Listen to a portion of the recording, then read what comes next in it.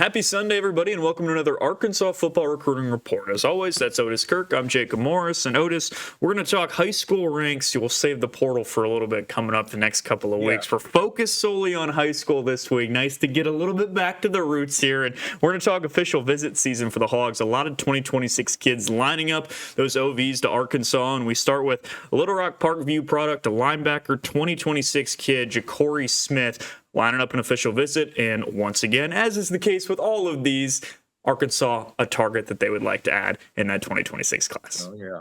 Jakori's a really good player. He's not the biggest linebacker in the world, but I'm telling you, he's one of the best. He helped Parkview, Coach Boulding before he left. Now the other Coach Boulding's there. But Jakori is just, like I said, he's not big, but he's good. He's very good. He's coming to Arkansas on June the 20th for an official visit that weekend. Before that, though, he's got Nebraska, Kansas State, and Oklahoma State. So, he's got a bunch of offers, but those right now are his 4 official visits. Good news is, of sorts, Arkansas is getting the last one. Kansas State gets Oklahoma State gets the first one, April the 11th. Kansas State's May the 29th. Nebraska's the weekend before Arkansas. So those are his official visits.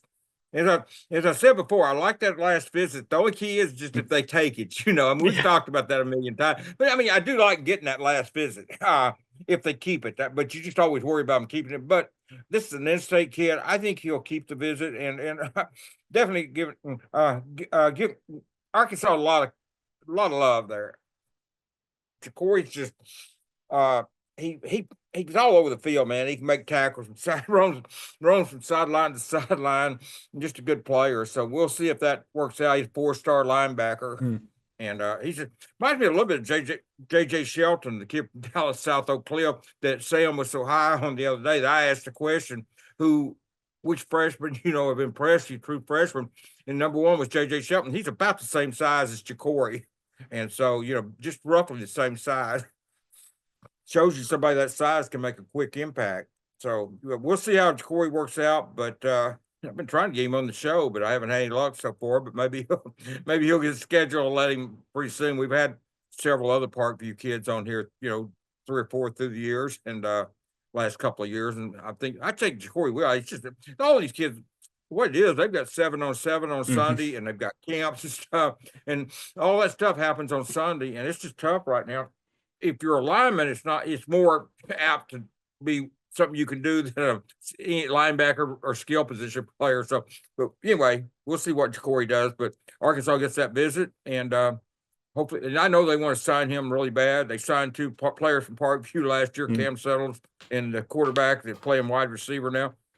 But we'll see how it ends up, Never know how that stuff's going to go, but Parkview has been, at least in the last couple of years, kind of the Razorbacks. I think that's another target the Hogs would like to add. And kind of in-state is a theme today. We'll go to Blair Irvin, the third next, a wide receiver out of Bentonville. He's got a official visit coming up in June, Kansas State as well there the week before, right? So that's another guy where, wide receiver, in-state guy Arkansas would like to add. And in-state recruiting, if you go back to wide receivers, it's obviously been kind to the Hogs as well. Another target the Hogs would like to add in that room. C.J. Brown, Bentonville, one of the top wide receivers at U of A right now is from Bentonville. So he played last year as a freshman, and Blair's a similar player to him, very good player. And, he's another player that in fact, he's supposed to be on a couple of 3 weekends ago, and he called me like 30 minutes after we were off. He got finished like at 2:30 doing his 7:07, and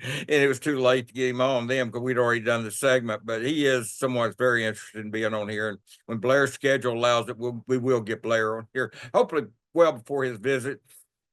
He's got a lot of offers, but Arkansas, Kansas State, Kansas State's in on Jakori Smith, so they're kind of making a factor here in the States. You notice that. And but at least he and Jakori are not visiting Kansas State at the same time. But Blair, Bentonville, was a team that last year some people wrote them off for dead, and then they lost some games and then they started winning, So I really like Blair. He reminds me a little bit of C.J. Brown, similar size, to be honest with you. They're Blair's 6'1", 175. That's somewhat similar to what C.J. is, but he's another talented receiver from Bentonville, and so they got CJ, and we'll see if they can duplicate that with Blair.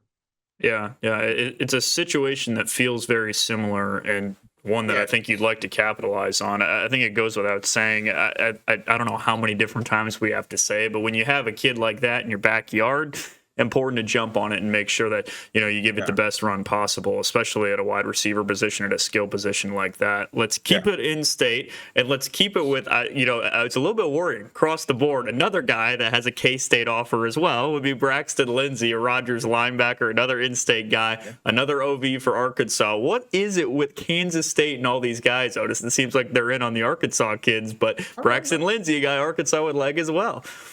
Yeah, I don't know. I don't know if I'll have to check into that and see if they've hired an assistant that's got ties to state, because that is interesting. Yeah. That's a name. We really haven't talked about Kansas State so much in the No. past. Some, but not just with every prospect. But it seems like now it is that way. But here, Braxton's one of the most interesting kids in the state. And here, reason I say that, a lot of schools are recruiting him for tight end, but Arkansas wants him as a linebacker, and Yeah. he can play both. Well, he plays both. He plays both. But most schools, I think, we had 23 offers. But a lot of schools really want him at tight end. But Arkansas had him in for a junior day or prospect day, and they offered him and told him they wanted him as a linebacker. So and he's very good at both. When I first saw him, I think he was in like the ninth grade. Jacob, he was at an Arkansas camp. And he was playing linebacker that day. So that's where I first saw him, was linebacker, and he looked really good. He looks the part, and he can play the part. He's talented, but now he is someone, like I say, very interesting in the sense that I think he can play either side of the ball, and not just play, but make an impact on either side of the football. And so we'll see where Braxton ends up at, but I know he likes the Razorbacks. They were a little bit late offering him compared to some of the other schools. Some kids that matters, some it doesn't. So we'll see if that makes a difference with Braxton. But uh, he'll be here June 13th weekend for official visit. Um, they've had some luck in Rogers getting some kids out there in the past, and I know they'd love to have Braxton because he's not just versatile, but he's one of the best players in the state of Arkansas too. One of the best linebackers, one of the best tight ends in the nation. Yeah, I mean, you talk about the athleticism. He plays basketball too. I know he's a good basketball player as well. So he's just athleticism. Athletic. Yep, athleticism across the board. It makes sense why he's coveted on both sides of the ball in terms of that. But in-state kids, time and time again, let's just keep hitting it. Arkansas would like to add Lindsay as well, and should be interesting to see how that pans out. Next one, Tucker Young will go to the offensive line, and he's a guy who committed back to Arkansas over the summer, July, right? I believe, and he's got an official visit coming up. Coming up in May, and the Hogs getting him back on campus, getting a commit on campus for an official visit at the end of May. Yeah, Tucker came to camp. He got offered, and he committed like 2 days. Maybe it's either the next day or the 2 days later. It was one or the other. I remember when he did it, and he didn't commit when he got offered. He waited a day. Well, he may have privately, but publicly, it was like the next day or the 2 days later. I can't remember. It's been a while, but it was almost immediately after he got offered and went home that he committed to Arkansas. And I remember talking to him, and we had him on here too. We had him on to say, and Tucker talked about, he wanted to be a Hog. He saw no reason to drag it out. He's about 6'4", 300, probably an interior lineman. Guy Sam likes a guy that can play guard, center, can play tackle if he had to. But I look at him more as probably an interior lineman. But we'll see. I mean, he can work both ways. But Tucker is committed. May the 30th weekend, he'll be here. There's a lot of kids coming in that weekend, and I'm sure Tucker will do some recruiting. And he hasn't gotten the national publicity that some kids have, but I think he's one of the better linemen around, and he'll prove that because he plays at a school that doesn't turn out that many to be SEC caliber players, but he's certainly one. Braylon Russell played at that school before he went to Benton. I mean, at Lakeside. Yeah, that's where Braylon got his start at. So it's not like they haven't had some good players and got another one, Tucker Young. So, Tucker's really high on Braylon. I've talked to him about Braylon Russell, and he really liked him. But we'll see how this plays out with these visits because he's committed, but the other three that we've talked about so far are not committed to Arkansas. And I know Arkansas would like to kind of sweep the four, get them all in here, get those other three in here and get them committed too. And we'll if they can do that, it'd be big because those are good players. Those are great players. Those are not good players. Those are great football players. You talked about May 30th being where, a good amount of kids visiting there. Talking Yeah. about, an important guy in the class, that Javon Gilmore is also May 30th, which is, we had him on the show as well. And, there you go. Maybe offensive tackle blocking for his quarterback, right? Visiting on the same day. Two guys that are committed, but paying a visit to Fayetteville and to campus on May 30th. Javon's a very good quarterback. He just committed. He'll be here on May the 30th. So will Jalen Copeland, the cornerback from Valdosta, Georgia, who committed to Arkansas. And a kid we talked about last week on here that is not committed, but I think Arkansas has a very good chance. Bryce Gilmore, offensive lineman, like Prosper, Texas. And I told you last weekend, he walked by me at the football scrimmage in the stadium. And I'm going to tell you, we're not supposed, I'm not allowed to talk to those kids while they're here. But I'll tell you what, I was speechless with somebody. I mean, he looks the part, and he will be back May the 30th for an official visit. I don't know if we said that last weekend or not, but I do know he will be. And there's some kids like Tucker Young, Gilmore, Copeland will be here. They are committed. They're going to be working on him because he's an important prospect. He's got a ton of offers, 4-star, but Gilmore not just looks the part; he can play the part of an offensive standout. And I think Arkansas may be in pretty good shape with him, Jacob. He's been here before, and I like their chances with him. And then on June the 20th, they've got Ari Slocum, kid we've had on here, and Daquan Prevost, 4-star wide receiver. Well, 4-star athlete, but I consider Prevost a wide receiver. I don't look at him really as an athlete. He can play defensive back. He can play probably running. He can play a lot of positions, but I think he's just too good at receiver to put him anywhere else, Jacob. And they're both committed to Arkansas. Slocum, we had on here, and he talked about why. Spent most of his time at offensive line and tight end last year, but blocking and stuff. But he'll be on the defensive tackle side this year too, and that's where Deke Adams wants him at. About 6'3", 309 pounds. And Prevost from Liberty Island, Texas, is not the biggest kid in the world, but he's one of the fastest, one of the best, and he can flat out play. And I like Prevost, and I just think when Arkansas got him. I mean, they beat a lot of good schools to get him, Oregon, Texas, a bunch of really good schools to get him. And but they're going to try to hang on to him, and I think they can.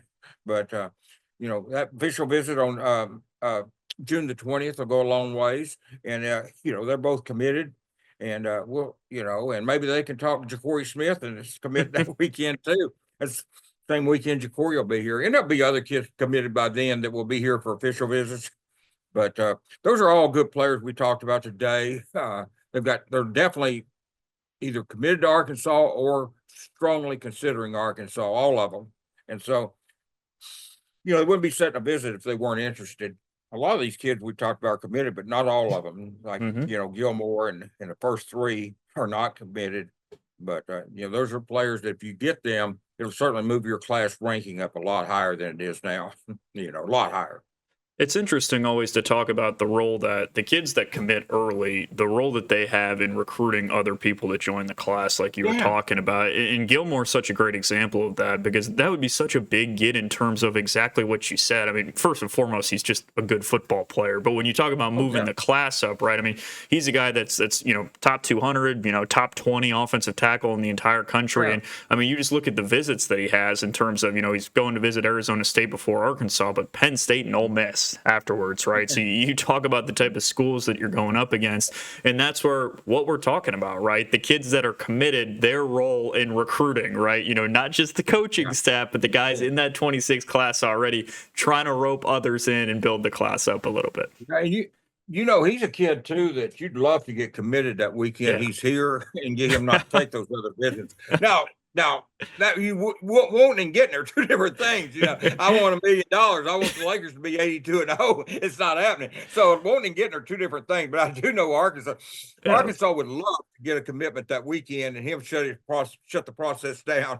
And if they could do that, man, that would be big. Because I mean, we could talk about great, and most of the kids we talk about here, let's be honest, most of them are pretty good ball players. Or we wouldn't be talking about them because they got not just Arkansas, but they've got 99% of them have SEC, Big 12, Big 10. They've got all kinds of ACC offers, so they've got offers.